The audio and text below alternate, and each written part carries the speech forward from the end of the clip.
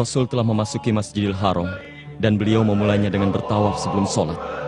Beliau melakukan tawaf 7 putaran dengan mengendarai untanya dan para sahabat mengikuti. Kalau begitu, ayo kita bergabung dengan mereka.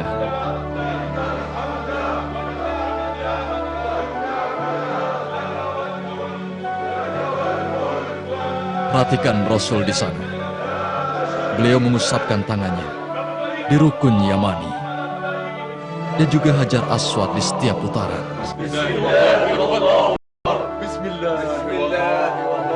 Dan dengarkan mereka mengikuti apa yang beliau ucapkan sebagai ungkapan rasa percaya apa yang beliau katakan dan rasa keimanan kepada Allah.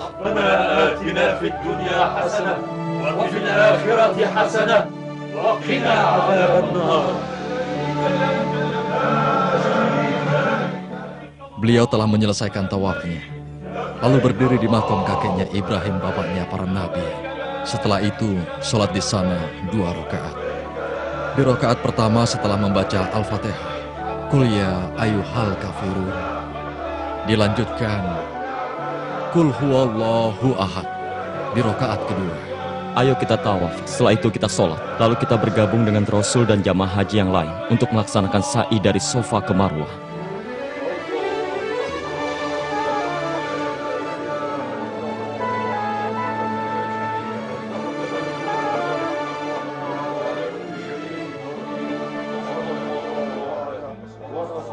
Jelaskan kepadaku, Bu, mengapa Rasul berlari-lari dan berlari dari Bukit Sofa ke Bukit Marwah, lalu kita mengikutinya? Ampuni dan kasihanilah aku ya Allah. Engkaulah yang maha perkasa dan termulia. Ya Tuhanku, ampunilah dan kasihanilah diriku. Melakukan ritual sa'i dari Bukit Sofa ke Marwah untuk mengenang berlari kecilnya Hajar, istri dari Nabi Ibrahim alaihissalam, ketika beliau mencari air untuk bayinya yang bernama Ismail. Oh begitu, sekarang aku mengerti. Aku pernah mendengar seluruh kisah itu.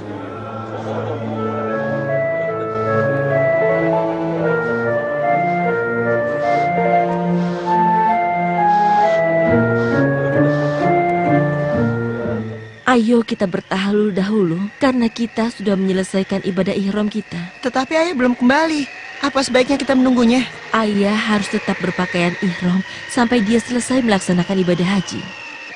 Apa aku juga harus memotong rambutku seperti yang dilakukan mereka? Iya, dan setelah itu kamu bisa berganti pakaian. Semoga Allah menerima umroh kalian. Dan bagi siapa yang hendak berhaji bersama Rasul, hendaknya dia bersiap-siap esok untuk menuju Mina untuk menyelesaikan ibadah hari Tarwiyah bersama Nabi Muhammad SAW melewati padang Arafah. Kita berwukuf di sana pada tanggal 9 Zulhijjah hingga terbenamnya matahari. Dan wukuf ini adalah rukun haji yang paling penting karena haji adalah wukuf di Arafah. setelah matahari terbenam, Nabi Muhammad SAW singgah di Musdalifah, bermalam di sana dan sholat subuh di sana. Kemudian berangkat ke Mina dan di sana kita melontar jumroh.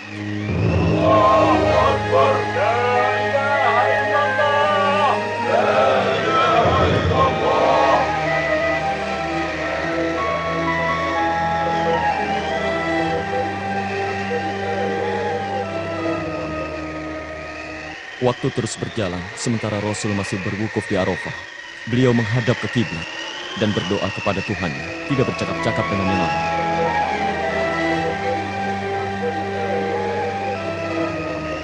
Rasul yang mulia baru saja menerima wahyu dari Allah. Apa bunyi firman itu? Bismillahirrahmanirrahim. حرمت عليكم الميتة والدم ولحم الخنزير وما أهل لغير الله به والمنخنقة والموقوذة والمتردية والنطيحة وما أكل السبع إلا ما ذكيتم وما ذبح على النصب وأن تستقسموا بالأزلام ذلكم فسق. اليوم يئس الذين كفروا من دينكم فلا تخشوهم واخشون اليوم أكملت لكم دينكم وأتممت عليكم نعمتي ورضيت لكم الإسلام دينا فمن اضطر في مخمصة غير متجانف لإثم فإن الله غفور رحيم. صدق الله العظيم.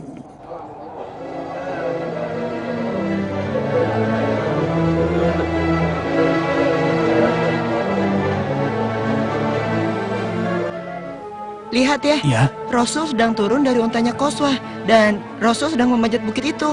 itu memang benar anakku. Sesungguhnya beliau hendak menyampaikan khutbahnya kepada kaum muslimin. Ayo kita ke sana. Kita harus mencari tempat untuk mendengarkan khutbah beliau. Ayo istriku, kita jangan sampai ketinggalan. Wahai kaum muslimin, ayo berkumpullah untuk mendengarkan khutbah Nabi Sallallahu Alaihi Wasallam.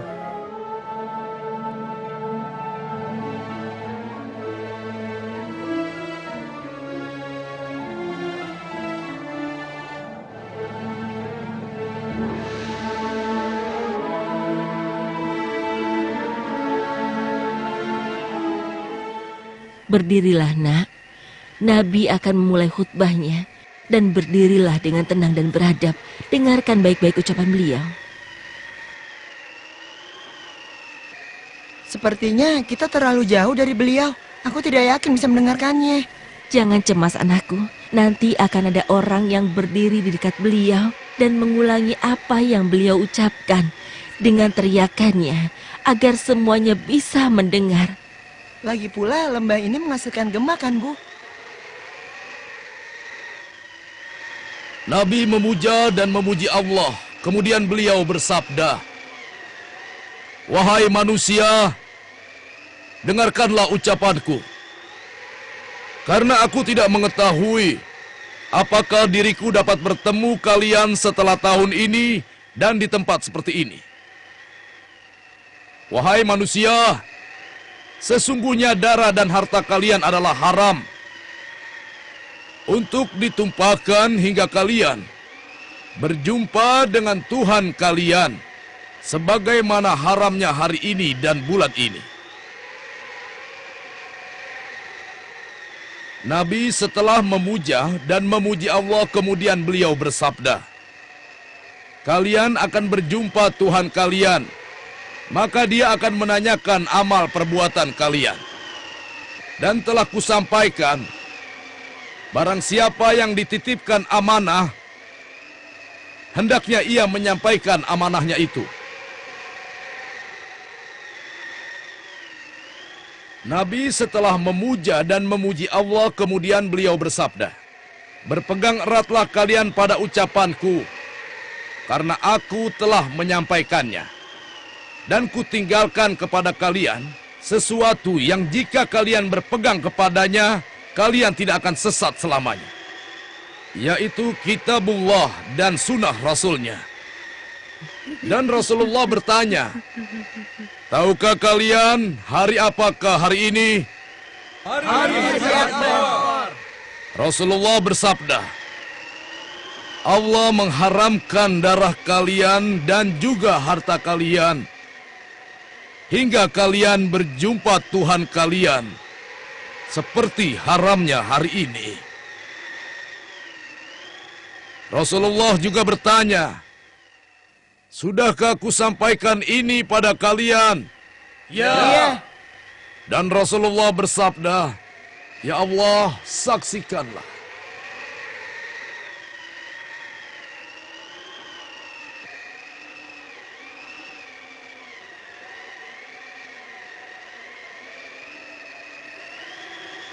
Ibu, Ayah, betapa besar pengaruh khutbah Rasul pada kalian ya. As-Siddiq menangis dan mengatakan bahwa dirinya merasakan risalah Nabi sudah selesai dan hari-harinya semakin dekat. Demi Allah, inilah hujatul Islam yang mana Allah sempurnakan saat itu agamanya. Dan juga Hujatul Balag, yang mana saat itu Nabi menyempurnakan tablignya kepada manusia seperti yang Tuhan perintahkan padanya. Rasulullah Shallallahu Alaihi Wasallam mengizinkan mereka yang lemah fisiknya, laki-laki atau perempuan, untuk berangkat ke Mina lebih dulu. dan melontar jumroh sebelum fajar tiba untuk menghindari desak-desakan.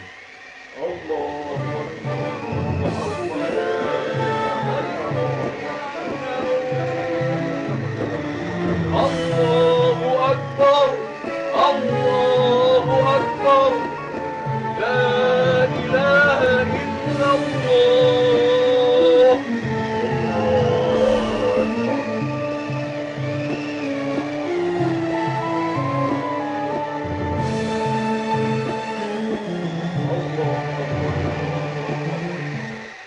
Rasulullah bersabda, "Ambillah dariku tata cara ibadah kalian.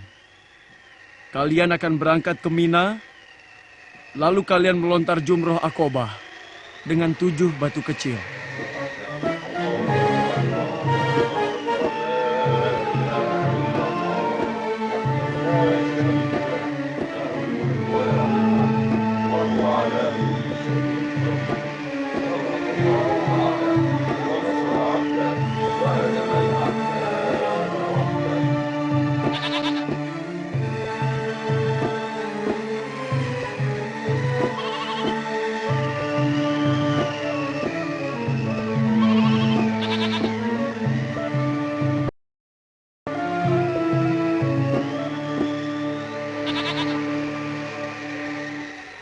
Semoga menjadi haji yang mabrur dengan izin Allah. Jauhkan domba ini agar dia tidak menyaksikan temannya disembelih. Begitulah yang Rasulullah Shallallahu Alaihi Wasallam perintahkan pada kita. Alaihi salatu wassalam. Anda benar penyembelih hewan. Memang demikianlah cara Rasulullah mengorbankan hewannya, yang terdiri dari 100 ekor unta, menyembelih 63 unta, sebagai ganti 63 tahun kehidupan beliau. Dan Ali bin Abi Thalib menyembelih sisanya. Sekarang ambillah upah Anda sebagaimana Rasulullah ajarkan. Dan bila dengan ini diriku menafkahi Anda, maka kuniatkan karena Allah. Rasul memerintahkan pada kalian semua untuk berangkat ke Baitullah dan melakukan tawaf ifadah, lalu kembali ke Mina. Setelah itu menginap 2 atau 3 malam dan melontar 3 tempat jumroh.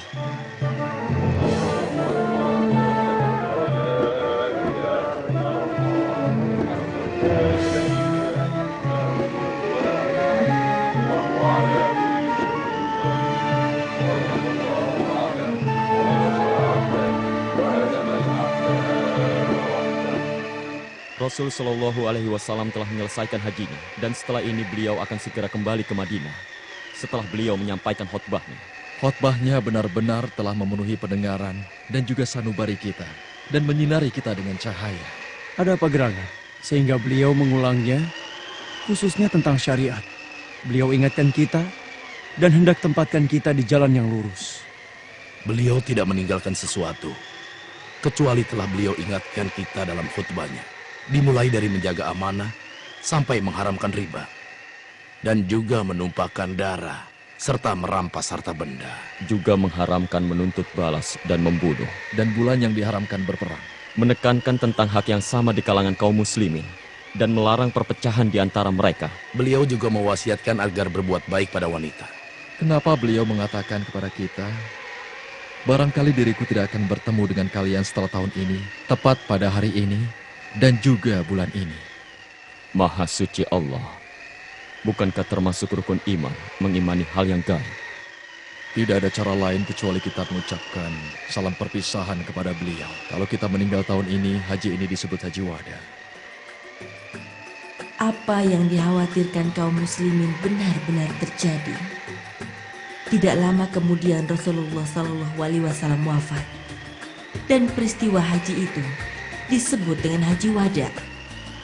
Dan khutbah beliau pada waktu itu disebut khutbah wada. Bismillahirrahmanirrahim. Laqad ja'akum rasulun min anfusikum azizun 'alaihi ma 'anittum harisun 'alaikum bil mu'minina raufur rahim. فإن تولوا فقل حسبي الله لا إله إلا هو عليه توكلت وهو رب العرش العظيم. صدق الله العظيم.